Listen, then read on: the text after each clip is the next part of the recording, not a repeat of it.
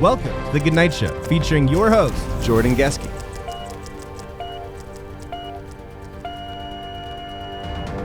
Conan is probably one of my favorite of all time. Yeah, I've actually listened to his podcast. He's pretty good. His podcast is funny. Yeah, it's funny. He's smart. He the other guys are funny too. Setting people up on the podcast. Like he's like a joke ahead almost, I find. Yes. Yeah. He's like Gretzky, like he's watching where the puck's going, right? Yeah, exactly. Yeah. He's got it all pictured out in his brain, seen it from bird's eye. Yeah. Thanks again for joining us on the GOODNITE Show. Today we have Garret Barbuto, all the way from Ontario. He came here to chase his dream, chasing stages. Garrett, can you tell us a little bit about how long you've been here and how it's been going so far? Somehow I've been here for 7 years. Mm-hmm. I don't know where the time went, but I moved here in 2018, had never been to Calgary, didn't know anybody in Calgary, just got a job, got on a plane, brought a couple bins, and I thought the worst thing is I lose a couple bins if I don't want to stay here. And yeah, somehow between, the rock and roll stuff and career stuff going well, and I'm still here. Yeah. How's the journey been? Like, have you found it a lot easier here than Ontario? For music? Yeah. Yeah. It's interesting because I get very reflective around New Year's, obviously, and anytime you're being interviewed, I get kind of reflective too. And some people start at the bottom. I started like at the bottom of the bottom. Like I played my first gig in Forest Lawn, a place that is not known to Google, that's attached to a Chinese restaurant. So I had to kind of struggle in a good way. Like I never felt bad for myself, but you lean on other musicians that you get to know. My strategy was just go to a bunch of open mics, network, get to know people. Yeah. But asking musicians for help is sort of like asking a friend to bury a dead body, right? Yeah. Where they're like, oh yeah, no problem. And then when you get there, they're not there. Yeah. And I get it. It's competitive, right? It's mutually exclusive sometimes. So I definitely don't take it personally, but one guy that gave me a shot was a guy named Greg Vardy. I went to his jam in the Northeast, a place called Laziza. It's still ongoing. I think he's got like 8 years in or something like that. And I just said, hey, man, like, can you do anything for me, right? I didn't have a band yet. I was just like, I'm just going to get a gig and then I'll find a band. So basically, he was like, yeah, we'll come in. I'll introduce you to the owner. And she was like, yeah, if I'll have you on a Saturday. And if you do well, I'll book you once a month for the year of 2023, I want to say. Yeah. So we did that. And then I called some guys and was like, do you guys want to do this? And they were like, yep. And next thing you know, it kind of evolved from there. Yeah, and that's what kind of where you got your band together. Is that more the cover side? That, and we're always doing covers. Again, thinking like kind of strategically and knowing a little bit about my heroes, like the Springsteens of the world, the Eagles, they all kind of started as bar cover bands. So I saw that as an opportunity to kind of, for a sports analogy, like be in the minors. Yeah. Where I'm not really pushing myself out there. I'm just kind of doing my work here in the dark, literally. And and that's what we basically did and have done. And as the leader of the band, I've always tried to be like a couple steps ahead of the other guys. Yeah. So that when we, get to a gig for the first time, I've either been on that stage from an open mic or I know the booking agent or whatever it is, right? So when the band decided that, yeah, we want to write, like we want to do original stuff, I thought, well, I should go get that experience for myself because I didn't profess to know a lot about writing or much less recording. Yeah. So I met this guy, Neil Gunhold, in January of 2024, it must have been. And I liked him right away because he was such an asshole. He's like, well, here's the thing, man. I listened to your demo. You don't know how to play guitar but you happen to have a really good voice. Yeah. And I was like, finally somebody gets me. Yeah. You know what I mean? Anyone who thinks I can play guitar, like they're being fooled, right? So that started that relationship. And next thing you know, he said, well, let's write 25 songs and let's then pick 9 or 10 of them. We'll go record them professionally. And that's what we did. Yeah. How long does that process kind of take? That took about 2 years. Oh, wow. Yeah. And that was it's probably about 150 hours. And it was a lot, sometimes up to 4 nights a week in the evenings, just going over to Neil's and in the early days, just getting beat up, right? Where it's like, I'd have such a great idea. I thought it was wonderful. And he'd get there and chop it up. And be like, this is why it's terrible. Right. Yeah. And eventually that blossomed into like a really good partnership because I listened, you know, and I didn't take it personally. I separated the message from the messenger. And again, I didn't profess to know anything. So, and he had written, you know, many albums and had been signed to a label. So I trusted his credibility. Yeah. And yeah, it was long and we tried a whole bunch of different stuff. We would usually start with a groove, right? Where it was like, okay, we haven't done anything at this tempo with this type of feel. So let's start there. Yeah. So automatically, a lot of the songs sound very different on the album. It's all pretty eclectic because the grooves are different. You have to have like a lot of humility to go through that process when you're learning something new. Absolutely. Not a lot of people, it's hard to pull off. Because they assume, well, I've played at bars, I've played these songs, I know what I'm doing. Yeah. And there's two things. Like one of them is that, well, you didn't write the song. And two is like, that's a drunk audience. Yeah. You know? Yeah. So like, they were having a riot. Yeah. Like I don't discredit it, but that song made them love it many nights before. Exactly. They partied to it for a long time. Totally. And it's still a valuable experience to have like gotten behind the wheel of Bad Moon Rising millions of times, you know, and like seeing the reactions. And it's like, oh, I'm so glad that I know what this song could do. Yeah. But it doesn't mean I know how to write one like that. Yeah. That's very interesting, actually. I don't think I've ever thought about that. There's certain songs that if you like get up and you do a 7 out of 10 of that song, you'll get a 12 out of 10 on the rage of the crowd. Totally. I wish I could think like Dancing in the Dark is like that by Springsteen. Like I don't do a great job of it, you know, because I don't have that kind of grit to me, but people go bananas. Yeah. You know, like AC/DC. That must be a fun feeling. Yeah, it is. And it's dangerous because also as a band and as a band leader, you got to play good defense and you can't just play good offense. Yeah. Right? Because you have some people that are really good at offense where they can turn up real loud and they know how to be showy, but then suddenly you lose the tempo of the song and now you're going much faster. And now you've kind of sacrificed your craft and your commitment because the audience, they're your admirer, but like they're also a bit of a competitor, right? Yeah. Because they're not intentionally by any means, but they can throw you off, you know? Yeah. So having been to like a place like the Rose and Crown on a Wednesday night in Banff and seeing like the wild 18, 19-year-old Aussies and Kiwis there just go nuts, right? Yeah. Like just from the fact that there's a drum kit in the room, they're going nuts, right? But you got to still be able to manage your tempo and like manage the performance, you know? 100%. Yeah.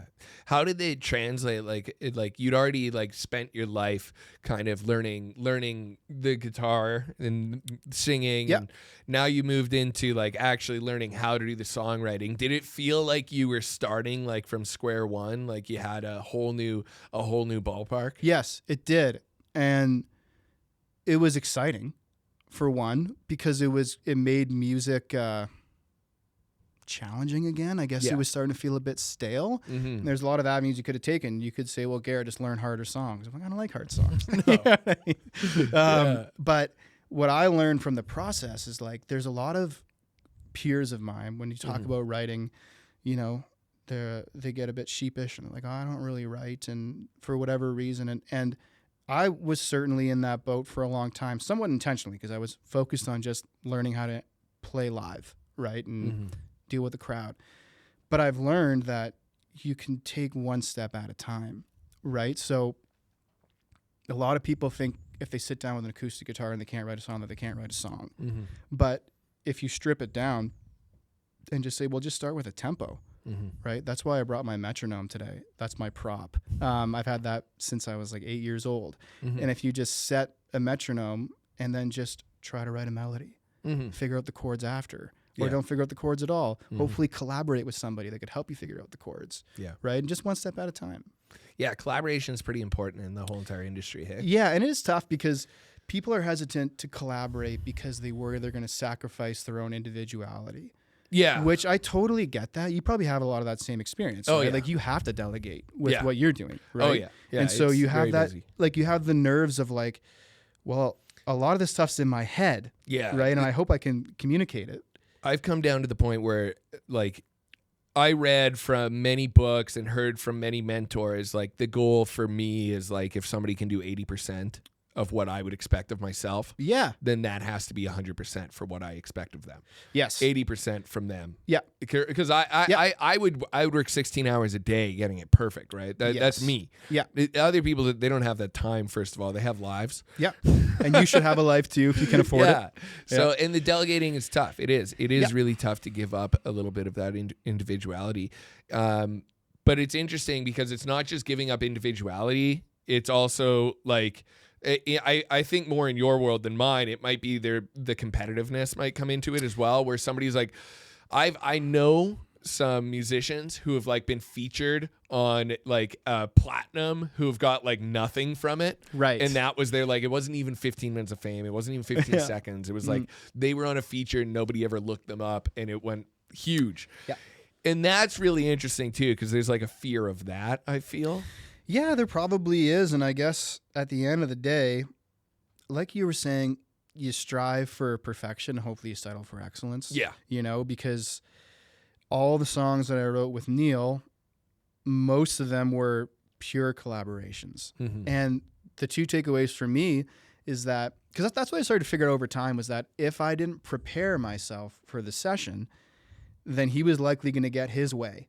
Mm-hmm. Right? Yeah. Whereas if I did prepare myself, he was going to probably get less of his way, you know? Yeah, more of a rebuttal, more rejection. More of like, a okay, reason. we're going to massage it this much rather than we're going to massage it this much, right? So, yeah, I think that's part of it. And ultimately, like, when I met Neil, I said, you know, I'm just looking to learn. I don't really care what the output is. And if it's good, great. If it's not, the point was in the first place was for me to learn so I could be a good leader for my band. Yeah.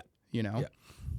I think preparedness is key in most situations. It is. But like preparedness, it's funny because do you think it was that you were more prepared to like to push back, or do you think being prepared actually just increased your skills so he didn't have to push as much as well? Probably you the know latter. What I mean? A little bit of both. Probably the latter because you're thinking about it more, it's stewing more, your brain's working through it. Yes. And intentionally, he never listened to anything. We would go into his home studio in his basement.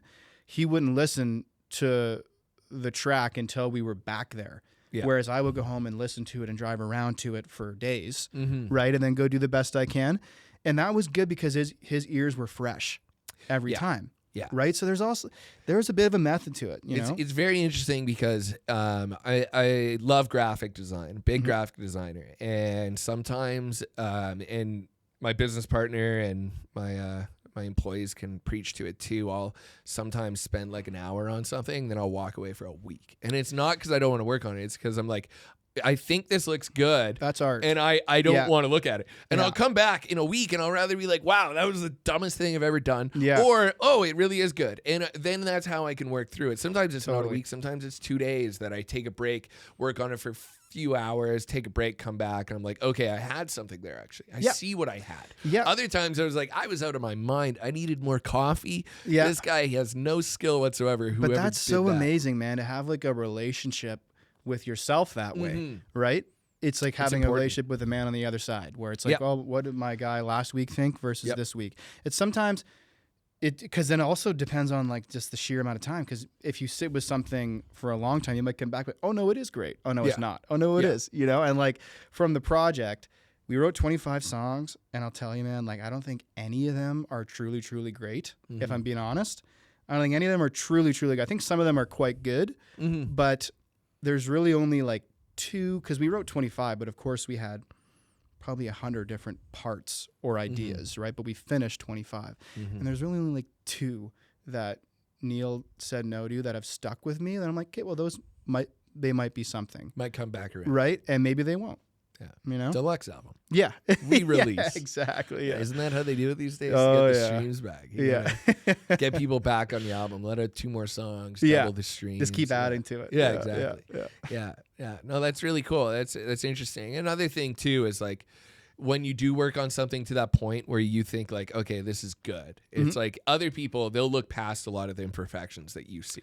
So it's very interesting too when you finally do let it out and people are like really amazed. It's like you see so many things that they don't, especially like when I'm working on when we're working on video. I think Donovan is when I see it the most. Like we could nitpick frame by frame, especially myself. There's a so many saying. There's little a saying things. for that, isn't and there? then and then it's like, but you can show it to other people, they'll never see it. Yeah. Right. It's same with a painter. I have a buddy who's a painter, and he was like spent like a week. This guy was like, you gotta like match these colors, and he was like, it's matched, but he could see a line. Yeah. Because he saw it get painted. His Yeah. wife was coming back from vacation, and she didn't even know it was getting painted. So Yeah. my buddy was like, when she gets back, you ask if she can see what's different in the room. Yeah. Right. The And countless examples of that. Like my Yeah. buddy's wife painted a beautiful portrait of Gord Downey, and I think Mhm. she might have thrown it out, or like and I'm like, this is amazing. Yeah. You know, but like from this project, music is like any other artist, exactly what you're saying. But what's interesting, the appreciation I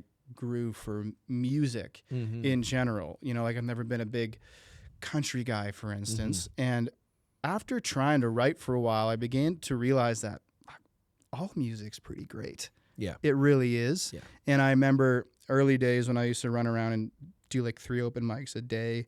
There's this friend of mine named Randy Bishop, and Mhm. he was one of those guys, always very positive.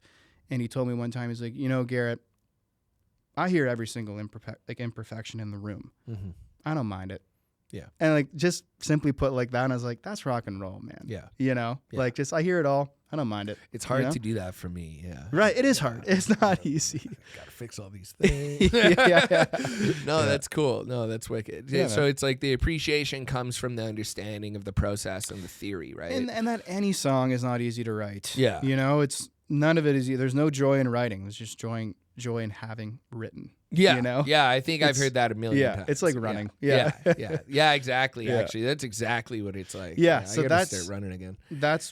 I never lose that sight. Like I try to enjoy it while I'm doing Mhm. it, but I'm kind of like, Yeah, I just look forward to showing people when I'm done, I guess. yeah. You know? Yeah. Understanding that the process is grueling, I think, is like really a true passion. Yeah. Right? I don't know. A lot of people, they expect I think it comes from the movies.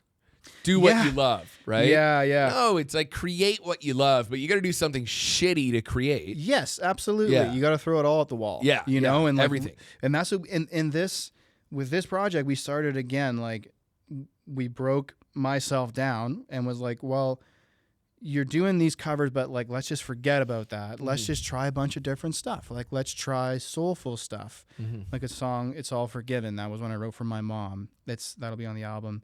Very soulful. But then we have like "Wheel Well," which you heard, which would be like the debut single, where it's just a stupid, straightforward rock and roll Oh, it's Chuck great. Berry type of Yeah. song, right? Yeah. Yeah. Yeah. Wicked song. Thanks, man. Yeah, I'm excited about that one. That Yeah. one was another like metronome thing where I drive up to Neil's, it's like our millionth session, and I see a car parked on the street after a big snowfall and it's buried in snow.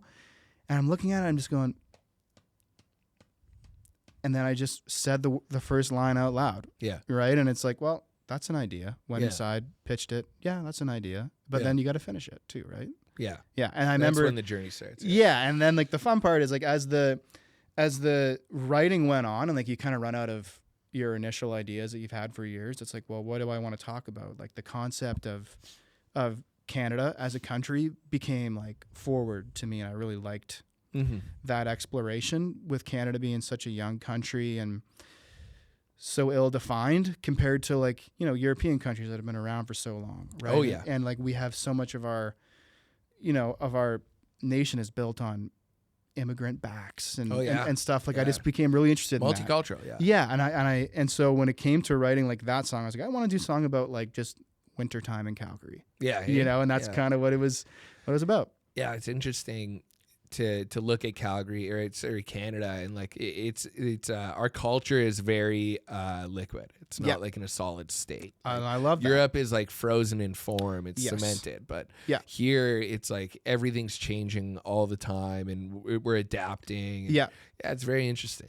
Yeah. I love it. Like, you know, with World Juniors being on right now with hockey, it's like Mm-hmm. I always crack up because Finland and Sweden have like a million different Andersons. And it's like, well, they don't really do a ton of immigration there, I guess, because we've No, got people yeah. with different types of last names, different skin tones, That's and we're funny. kicking their ass. I never really thought about it that way. That's Yeah. awesome. Yeah. So that's became the real like focal point, was either some kind of introspection or just talking about Canada. Yeah. You know? Yeah. So way back when you were, I read a little bit of what you sent me. Yeah. And way back you were in like Glee Club. Yeah. Give us kind of the history, the breakdown. Sure. And when did you really start wanting to chase stages? Yeah, that's a great question, though. I'm going to go long-winded on this. Yeah, that's totally cool. I'll do my best to keep it short. So I grew up in a place called South Porcupine, Ontario. Yeah. It's near Timmins, Ontario. Mm-hmm. So the kind of place that when you're in Toronto and people are like, oh, you're from Timmins, they go, oh, right? Mm-hmm. They're like, oh, like you're a man's man. It's cold there. It's ridiculous. And that town only had 3 radio stations at the time, and 2 of them were classic rock. So I was very well versed on classic rock. And my dad used to do this thing where we'd be in the radio, or we'd be listening to the radio. We'd get home in the driveway, and I'd go to get out of the car, and he'd reach his hand across, and be like, let's just listen to the rest of the song, right? So I had an admiration for music pretty early on. Yeah, I love that. Yeah, and between the road trips we would do, 8 hours down to Toronto to get our asses kicked in some sport, and then come back up. A lot of just classic rock. And so over time, my mom began to realize that I could sing along with the song, so she put me in lessons. And that stuck around for a while. Then road hockey kind of got in the way, and so I stopped doing that. But these recitals we used to do, we would call them festivals. So you would have 4 songs over the course of months that you would work on these 4 random songs no one ever heard of. Yeah. And then you would get called out of class at 10 in the morning and be like, oh, it's time to go sing in front of a crowd at a church where they weren't allowed to clap. And then you would come get judged in front of everyone. That's scary. Most of the time I cleaned up, so it wasn't that bad. Yeah. But on the odd time when you would get torched, it was it was anxiety ridden. Who was judging? Just, I don't know, some local. Oh, okay. Yeah. Whatever. Yeah. That's a good question. I thought maybe I a should full look them church up. of people who No, usually it would be one or two rip adjudicators. into this kid. Yeah. And that stupid hair. Shitty Tuesday. Yeah. So I liked music, but I associated it with nerves, right? And I would get so anxious. And then by the time I got to high school, I had stopped doing that stuff, but it was a small town, right? So the drama teacher knew that I had done this stuff, and so she asked me to be in the musical Beauty and the Beast in grade 9, and I really dug it. I enjoyed it. And I was still playing sports, but I was just kind of never in a particular class. I was never really a jock, or I was never a drama kid, or any of those typical classes. Vagabond. Yeah, sure. Yeah. Vagabond. I like that. And so, but after, then we did like the Glee Club stuff. We got to play a little bit more. We did Jersey Boys songs, which were fun and all that. We did some Queen stuff, and that was cool. I kind of learned how to harmonize with other people. But I always thought I still want to learn how to play guitar. Yeah. One of these days. So when I went away to university, I had a ton of time during my internships in Toronto, because I was going to school in Waterloo at Laurier. My internships were in Toronto, about an hour away. So I didn't know anybody there either, but I was living with my mom. And she showed me the Eagles documentary. Came out in 2013. I must have watched this thing 25 times. And it's 4 hours. And I watched it so many times. And the opening scene where Glenn Fry's up there singing Take It Easy, and just the way that he was looking at the crowd, particularly the females, and they were looking at him, I was like, yeah, I could enjoy that, That's a lifestyle. That's I'll definitely put it a on lifestyle. the list. Yeah, put it on the list. Yeah. And so I started playing guitar then, and then I started writing songs early as well. And I went to my first open mic in Kitchener during reading week, and it was, again, the nice part about doing all that stuff when I was a kid is nothing really makes me nervous anymore. After going through that, nothing really will get me that nervous except talking to you. Yeah. Such a big deal. Yeah. Don't worry about me, man. I'm just listening. Yeah. So I went to this open mic a couple of times. My buddy Steve Ricker came with me, who lived in Waterloo, and I met this older guy, and he came up and complimented one of my songs, which is funny because I'm sure it wasn't a very good song. And he was like, I'll never forget what he said. He said, Garrett, the world is rich with good guitar players, but poor with good songwriters. So I thought about that, and I was like, yeah, that's a really good point. And then when I went to Calgary, I thought, I do want to be a good writer. I'm just not there yet. I got to work on the craft with this playing live and figuring all that stuff out first, Yeah. It was long-winded, right? That was good. Yeah, no, it's a good story. Thanks, man. That's my essay. Yeah, no, I it's funny because I had read like the bits and pieces of that part, but no, it's good to see that you have it down pat. It's like the elevator pitch. Yeah, well, you gotta learn those. You gotta things. know it, like especially when you're on a certain journey. Like, I definitely have some elevator pitches. They've gotten shorter as the time passes. Yes, but it's like you kind of get it down to a point where it's like it's easy to get out. For sure, and definitely I haven't delivers. Yeah, and I'm just kind of coming like out of the woodwork right now, right? Mm-hmm. So I'm having to kind of go back and like get used to telling my story and well, actually, what is my story? And then it's good to again collaborate with people on that stuff, right? So no, that's awesome. Yeah. So when's the album coming out? The album will be coming out in 2026. We got the first single we're targeting for late January. Second single, hopefully mid-February. Oh, cool. Yeah. And then we're going to just roll out, I'm thinking 5 singles and then release the 9-song album. Wicked. Well, let us know as they're coming out. We'll make sure we get some posts out for you. For sure. That would be great. Yeah, and we're doing a show at the Ironwood too. Awesome. On January 23rd, and that'll be a single release as they call it. That's awesome. Yeah. So when it's not music, but is there anything else that like helps you kind of like get your brain out of that space, or are you kind of like single-minded? That's a good question, man. I'm definitely not single-minded. Like, I've never considered myself a musician, really. Mm-hmm. And when I started dating my girlfriend this year, and it was funny because she met me through music. Yeah. And as she got to know me, she's like, "You're just like a regular type of dude. Like, you just like, you need to watch the Red Wings. That's my hockey team.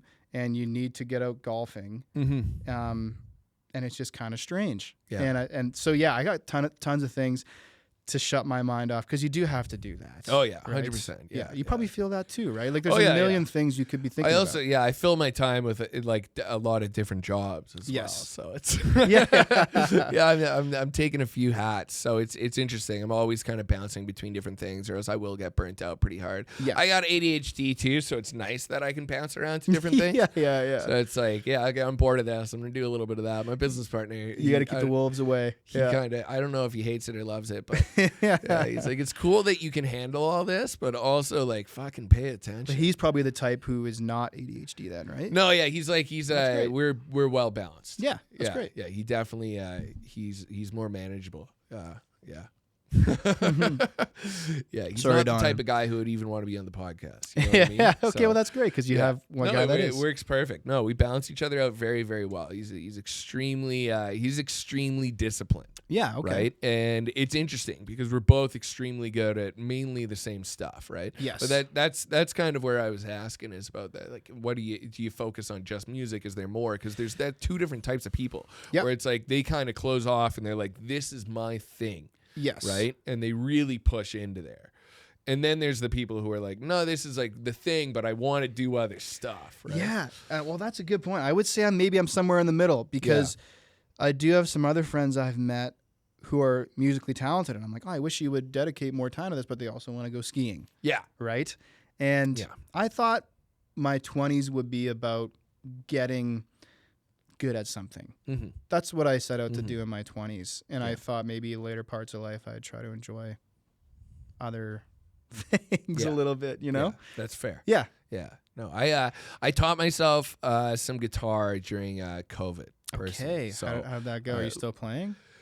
I've stopped for a little while. I actually picked it up just recently, and I was like, shit, I'd have to really, really think to remember any of the songs that I was jamming. Okay, but can I tell you, now you know. But now you know, right? Because it would have grabbed you by now. Well, I can pick up at any point, and I can still play all the chords. I can still do good finger picking and stuff. Oh, nice. Okay. Like, that's as much as I really wanted from it. Like a party trick. Yeah, yes, exactly. Yeah, it's a great party trick. Yeah. Guy has the guitar. He can do Wonderwall. Yeah. Totally. Yeah. But it's like I wasn't like musically talented. I wouldn't say. Fair enough. But I got pretty good at it. You know what? It was the wall for me is I was hitting like a ceiling because I couldn't do bar chords. Oh yeah. Yeah, and that was like, Which it's like is a funny. soft ceiling. I have bad carpal tunnel. And Okay. the bar chords really fuck up my wrists at night. I know when I've been playing bar chords because I won't be sleeping. Well, dude, it's funny because bar chords, if you talk to like a fancy musician, they become everything when you're learning. You're like, okay, I got to do a bar chord. And then eventually you're like, I don't want to play a bar chord anymore. I know. Because they actually don't sound very good. Yeah, you know? yeah. It's kind of funny. It's interesting, right? And you can just you can capo it off wherever you need it. And, or just play a different type of shape. But those, like, then you need some theory to figure that out, right? Yeah. And I think that was probably where the cap was. Is like I'm sitting there and I'm like, I don't know what I can do anymore. Everything I want to learn is like the next step is bar chords. So I was like, I soft capped myself there. So so I was really enjoying playing. Like I was playing like 2-3 times a day, hanging out and good, jamming. man. But no, I stopped. So I recently bought a keyboard. So I'm gonna give that a swing. That but might that's be the probably thing. the ADHD too. You know, Maybe, but maybe you're just not a guitar player. Yeah. Well, I mean, you are, but maybe that's not what grabs you the most. I'm not a guitar player. I can take it. I can take it too. I'm not a guitar player. But no, it's interesting. I got like the new like Rolly piano. It has like this theremin like. Oh yeah. Do you have the search Rolly Airwave? Demo Rolly Airwave. It's really cool. So this is the keyboard with the Airwave. And this is what you have, right? Yeah.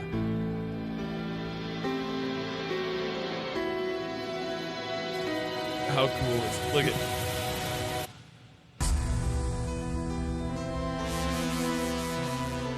how freaking nuts is that? That's creative though.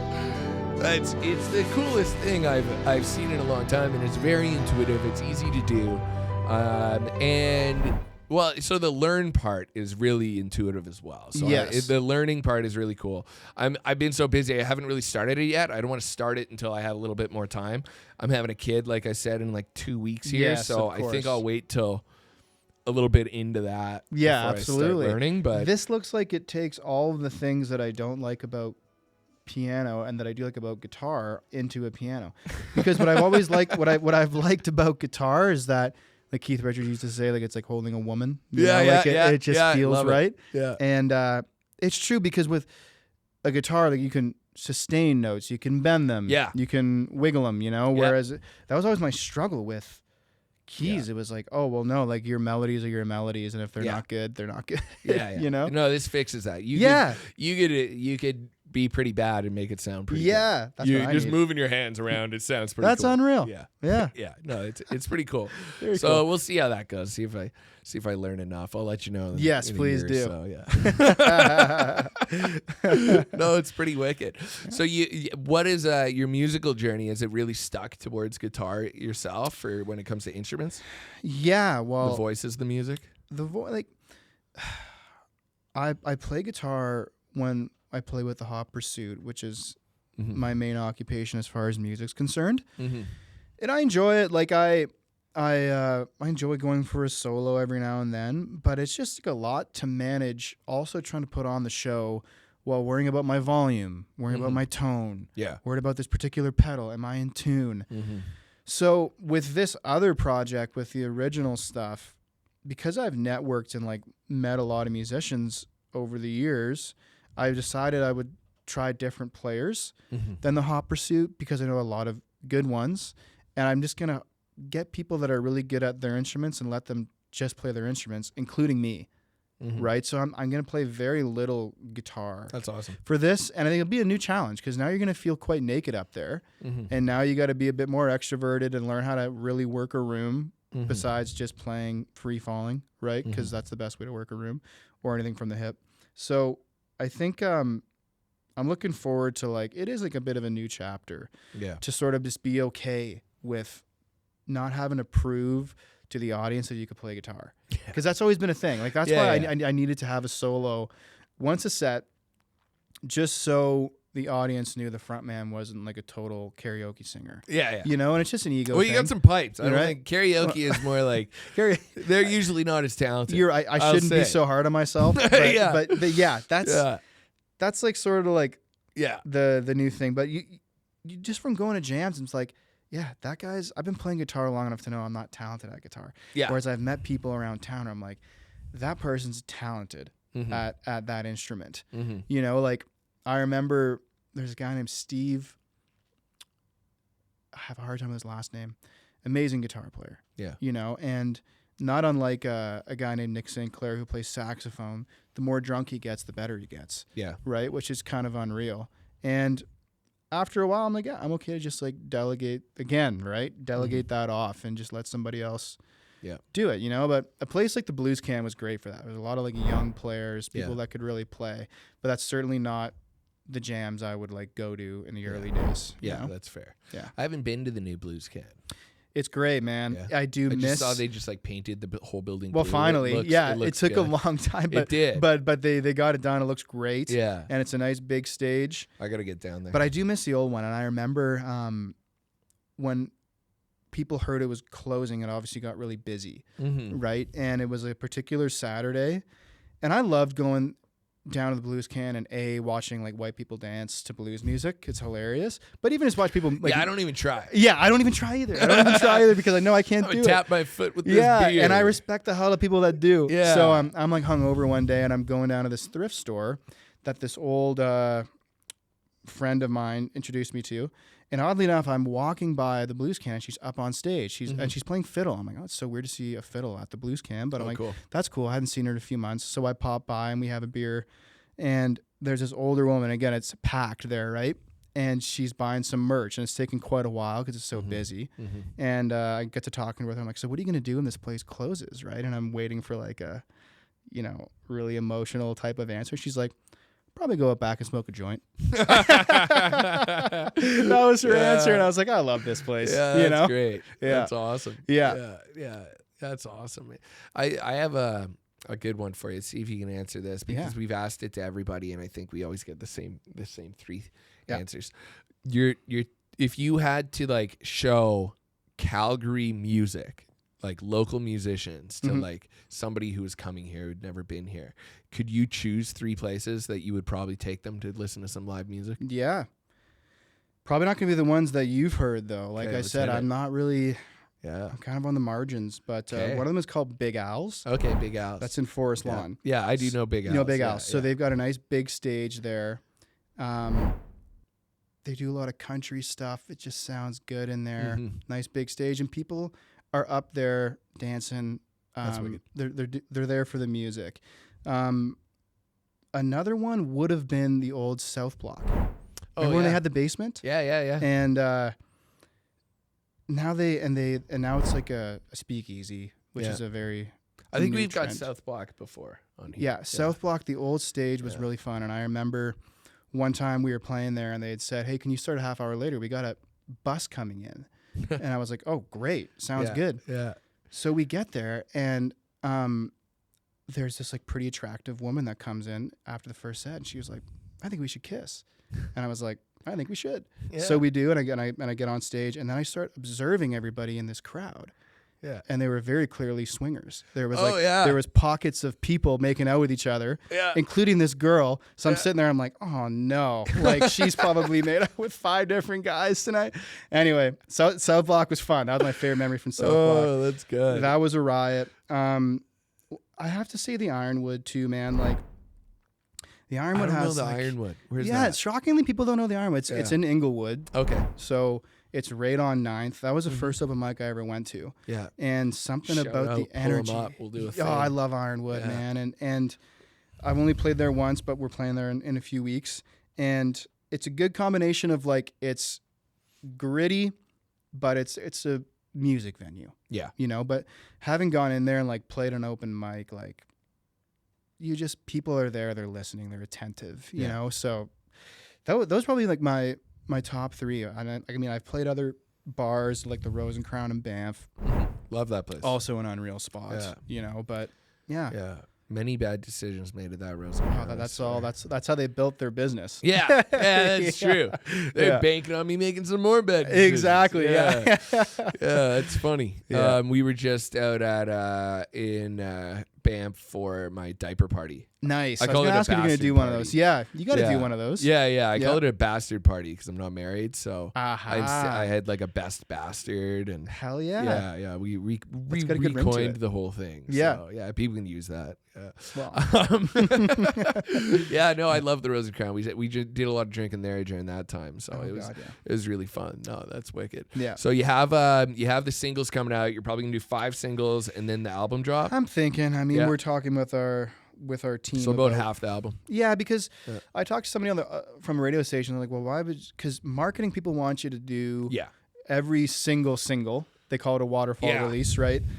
But then it's like, I well, hate what's the that. point of the album? Yeah, I right. know. If Yeah. every single and some of the songs are just not singles. Like they're Yeah. not. They're meant to be like a track 7. you Yeah, know? yeah. It's supposed So- to be part of an experience almost. So right? yeah, we'll probably go back and forth, and I'll probably And win the argument. From there, tours planned? I don't know, man. It's.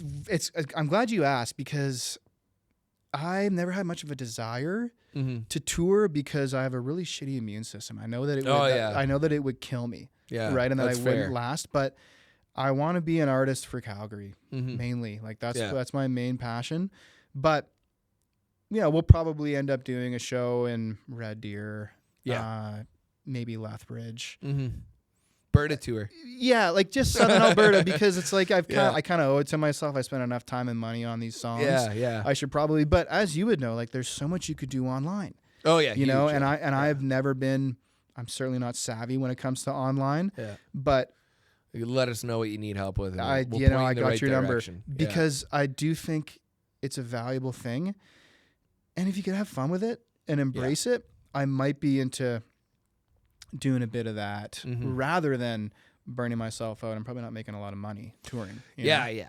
know? That's I kind of think that's a mixed bag doing Yeah. the tour. I think it's more of like a almost like some sort of rite of passage or experience that Definitely, you want man. to have. Yeah. But yeah, no, I definitely get the immune system thing. I didn't even like want to go to any Christmas parties this year in Calgary. I was like, there's a bunch of bugs going Totally, on. man. and like, and I get so infuriated when I get sick when it was avoidable, you know. Yeah, and yeah, if it was a tour, Yeah. that'd be all like I'd be thinking about was like, yeah, you could just be home right now. Yeah. you know. Yeah. So That's it's fair. yeah, it sounds kind of like unambitious, but No, I don't know. man. That's You know what? Like it is so cool meeting so many artists and finding out personally because I didn't really know that being like a real local musician, like and not chasing streams and just chasing local stages and events, and whether it's weddings or birthdays or whatever, corporate parties, like that is such a big career. And it's challenging enough. Yeah, just to do that. Oh, and you know, there's networking, there's marketing, you have to be intellectual, you have to have the energy for it, Totally. right? Like it's a very energetic thing. So it's baby steps. It's a toll, right? Yeah. No, so that's a really good point too. Is that it's not easy to just be a known Calgary name. It's not. Yeah. You know, there's a lot of talented people in this town, and there are people that are good at the marketing side and like have been around a long time, even. You know. Well, we're approaching kind of the wrap here. What we're Yeah. going to do, as mentioned, we're going to kind of have you do acoustic songs, and we'll Can throw I at tell the you about end the here. songs?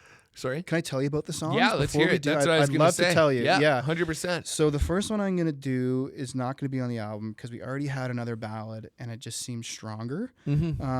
But I wrote it.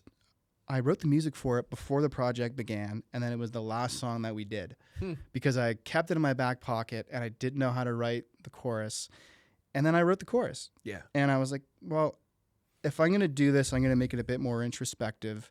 And so that one is a little bit more about my own journey of just being in a bar band. You know, That's like fun. like one of the lines is, tomorrow you'll see this will all this be a dance among strangers. And that's really what it is. It's a one night stand. You know, so many people will have seen me play at a bar and don't know my name. Never will. Never will. Yeah. And I'm so grateful for that because I'll remember them. Yeah. You know, and like I'll remember the feeling, you know? So that's what that song's about. The other one is why I brought this book that's in front of us, because when I was writing, I became interested in Canadian history, like kind of before the project began. And the books I would read were all about politics. So I wanted something different. So I got this book by Charlotte Gray, which is just a bunch of letters from Canadians from 1800 to like 1980, when people kind of stopped writing letters.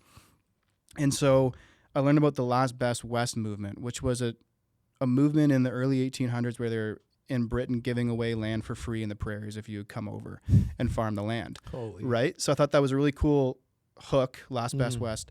But then being from a mining town of Timmins and being in Alberta where, you know, oil is very part of our culture as well. Yeah. I wanted to have like a song about a mining thing. So I wrote a song about a guy who hears about the gold rush that was happening in Dawson. So kind of before Alaska.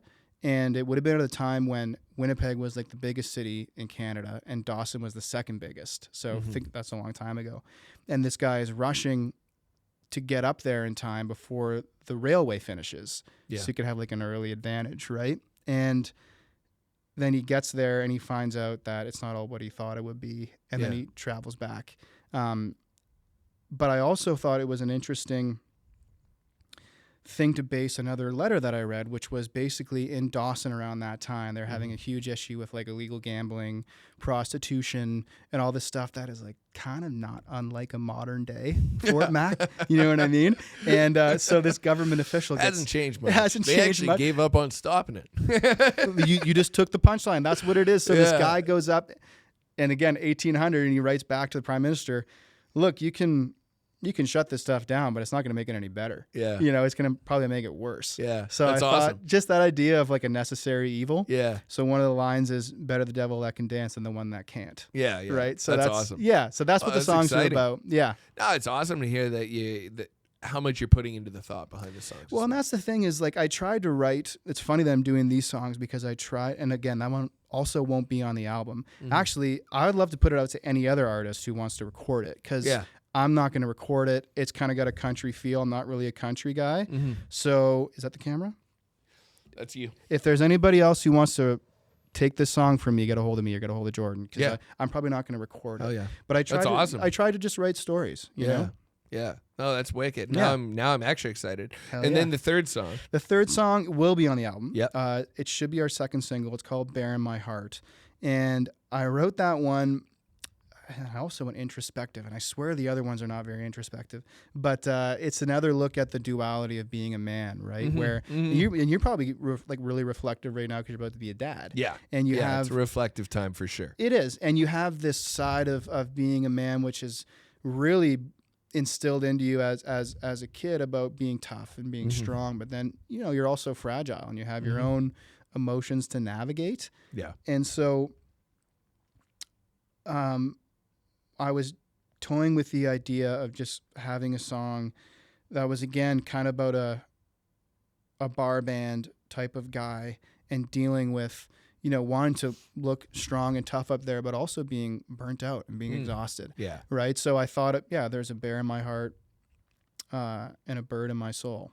And that's kind of what it's like about, that. Right? Are those two different competing ideas. Yeah, yin and yang. Yeah. And one of the lines that I really like is there's a man above the one you see who does nothing but torture me. Yeah. And it's true, right? Yeah. Because for you to be as successful as you are undoubtedly self-critical. Oh yeah. Right? And I'm never going to know what goes on in your head. Oh yeah, but a lot of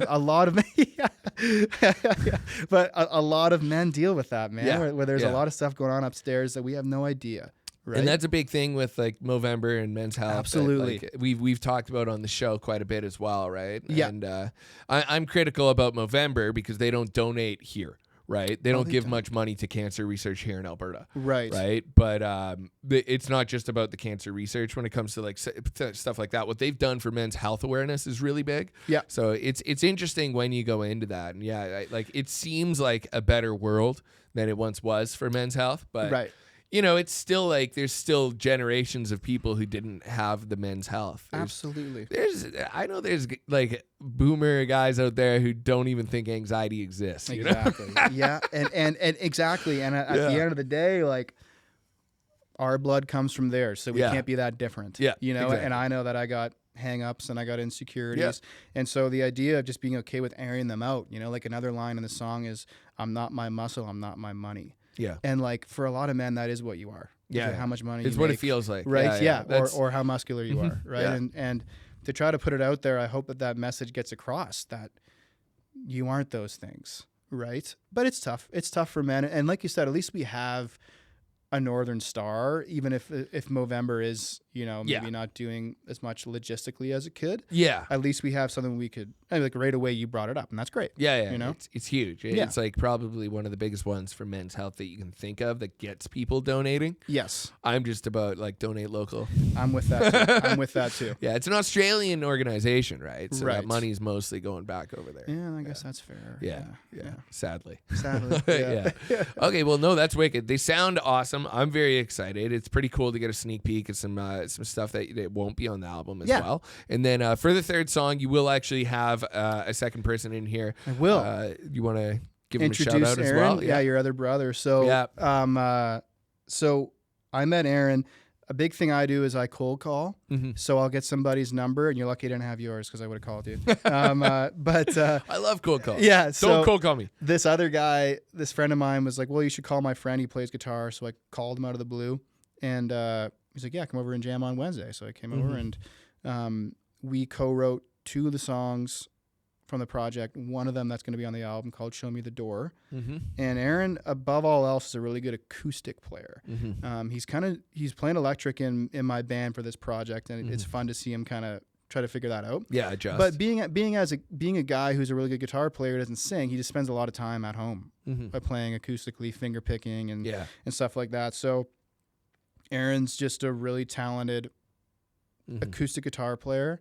So why shouldn't he just play? Yeah. That's the way I see it. No, that's you know? awesome. Yeah. Awesome. Well, thanks for coming today. What we're going to do, we're going to take a quick break, Yeah. change up the lighting, change up the set, and then we'll see what you got. Thanks very much, man. Thank you, sir. All right. That was fun. Thanks, man. My name's Garret Barbuto. This is a song called Last Best West. Oh, well, I heard a few months back, way upriver near Bonanza, they struck some gold, some for the man, some for their own. So I saddled up my horse with my compass pointed north. Well, I broke my trail, wasn't gonna wait around for the coastal rail. Now I'm heading for the last best west, wondering just how lucky a man can get. And Chief Wilson was my guiding hand through each bend and bloody clan. He led me through, humming his tune, a virtue ankle deep in the river blue. I must have made it in around mid-May. I was aged about a decade, but the grade was true. Volume was high and I was too. The sun is setting in the last best west. It's anyone's guess how lucky a man can get. And all but settling in the last best west, wondering just how lucky a man can get. Yellow liquor, green cloth, women in red. Better the devil that can dance than the one that can't. That's what she said. 'Cause that shiny, lucky feeling, it don't make it through a hand to hold 'em. So I burned and turned back to the river around the middle of autumn. Now if you found this letter, do a dead man a favor and drop it at the post. And say a prayer for the fools like me and you, and all our ghosts. On my third day riding back, oh, I heard that pistol crack, and I watched that river turn from blue to red to black. All it took was a bullet through my back. Now I know for a fact how lucky a man can get. Yes, I know for a fact how lucky a man can get. If you were wondering just how lucky a man can get.